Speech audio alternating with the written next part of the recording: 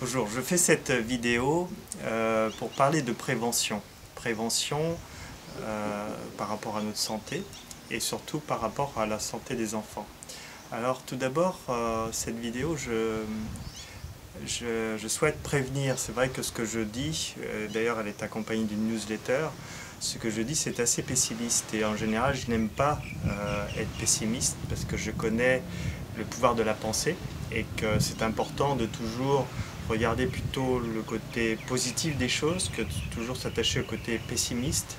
Néanmoins, la situation est telle que c'est important quand même d'informer sur les dangers que nous courons actuellement avec toutes les toxines environnementales et surtout les dangers que nous faisons courir à nos enfants. Déjà en 2008, il y avait un film, un documentaire qui est sorti qui est très bien, qui s'appelle Le Mal en péril. Je vous invite à le regarder. C'est un film qui a été fait par Thierry de l'Estrade et Sylvie Gelman, les mêmes auteurs que le film sur le jeûne.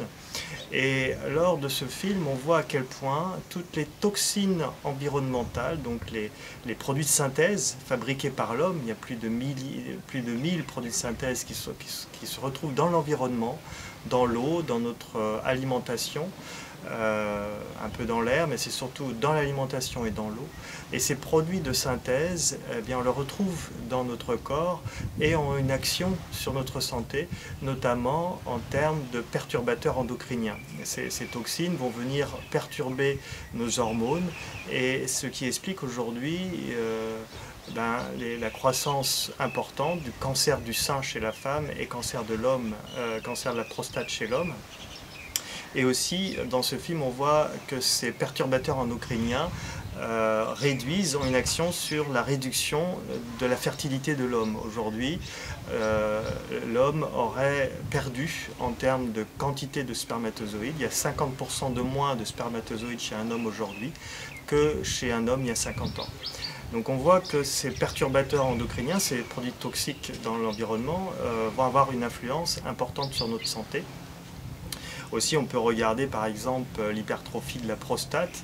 Aujourd'hui, un homme sur deux, c'est important, un homme sur deux à partir de l'âge de 60 ans, souffre de l'hypertrophie de la prostate. Et sur cet homme sur deux, il y a quand même 50% de ces hommes qui vont vraiment avoir des incidences sur leur quotidien. Néanmoins, par rapport à ce que nous avaient averti Thierry de l'Estrade et Sylvie Gelman déjà en 2008, il y a pire. Et là, c'est encore plus déconcertant.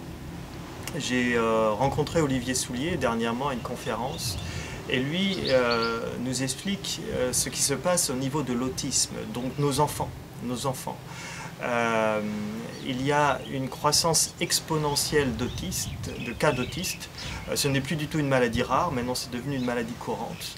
En 1975, il y avait un autiste sur 5000 et aujourd'hui on est un autiste sur 50. Et à la vitesse de la croissance de cette maladie, Olivier Soulier nous avertit que si rien n'est fait, nous allons vers un enfant sur deux qui sera autiste dans 30 ans. Donc c'est assez catastrophique. Et d'où vient ce phénomène? Eh bien, ça vient tout simplement, encore là une fois, comme j'expliquais tout à l'heure, de tous ces produits de synthèse qu'on retrouve dans l'environnement et qui sont transmis par l'enfant et qui sont transmis à l'enfant dans le ventre de la maman.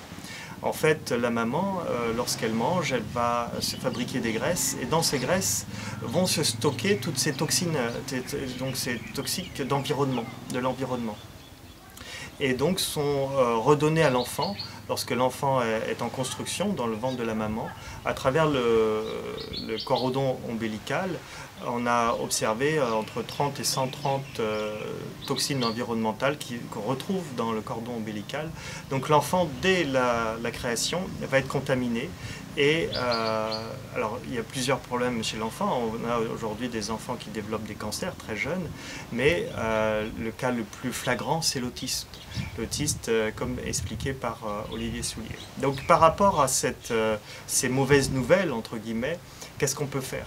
C'est vrai qu'on peut condamner l'environnement, on peut condamner, on peut dire plein de choses, mais ce qui peut être fait pour chacun d'entre nous déjà, eh bien voilà, moi je vous invite à jeûner. Le jeûne est une méthode très efficace pour se détoxiner, donc en tout cas les futurs parents, aussi bien pour l'homme que pour la femme. L'homme, ça va lui permettre, lui, de se préserver en termes de sa fertilité, et puis préserver sa prostate, parce que quelqu'un qui doit se faire opérer de sa prostate, ça veut dire plus de sexualité. La femme qui doit se faire opérer des seins, ça veut aussi dire qu'elle est très entravée au niveau de ses relations sexuelles. Donc c'est assez intéressant de voir que tous ces perturbateurs endocriniens, ils nous attaquent là à nos points les plus faibles, qui est notre organe de reproduction et nos organes aussi de plaisir. Mais c'est encore plus catastrophique pour les enfants. Et c'est vrai que une femme qui va jeûner va nettoyer ses graisses. Et ça, on a déjà observé ça pour les bouffées de chaleur. C'est-à-dire, on sait que les bouffées de chaleur, ce sont des graisses contaminées, et qu'une femme qui va jeûner, qui va faire du jeûne régulièrement, et changer son alimentation, parce qu'il ne suffit pas de jeûner, jeûner et changer son alimentation, avoir une alimentation exclusivement bio, et une alimentation qui n'intoxine pas, eh bien, elle va se soigner des bouffées de chaleur. Comme la femme aussi qui a un fibrome utérin, qui est également là un signe de toxémie, elle va se soigner de son fibrome utérin grâce au jeûne. Comme c'est le cas aussi des cancers, même si quelquefois les cancers hormonodépendants, le jeûne parfois ne suffira pas, il faudra aussi travailler au niveau hormonal. Donc voilà, un homme averti en vaut deux. Là, c'est de la prévoyance.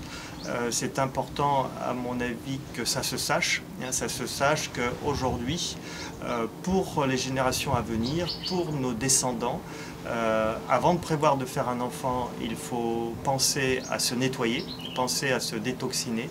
Et en prévention pour bien vieillir en bonne santé et mourir en bonne santé, eh bien, le jeûne paraît vraiment intéressant, mais aussi l'alimentation, puisqu'entre les jeûnes, il faut manger bio, manger exclusivement bio pour ne pas se réintoxiner.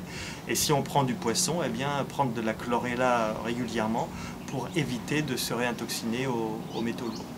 Voilà, j'espère que cette vidéo vous aidera, qu'elle ne sera pas vue comme quelque chose de provocateur ou de pessimiste, ce n'est pas l'objectif. Mon objectif ici, c'est faire un peu ce que dit Pierre Rabhi. On a tous un rôle à jouer dans tout ça, et moi là je fais mon rôle de colibri en transmettant l'information que j'ai eue il n'y a pas longtemps d'Olivier Soulier, et en essayant d'apporter la solution que je connais, puisque je connais le jeûne, il y en a peut-être d'autres. Mais en tout cas, comme je dis, si on est dans un environnement pollué, eh bien, au moins tout faire pour préserver son environnement interne, pour que malgré de vivre dans un environnement pollué, eh bien, d'être propre intérieurement pour sa santé et la santé de ses enfants. Merci et à bientôt.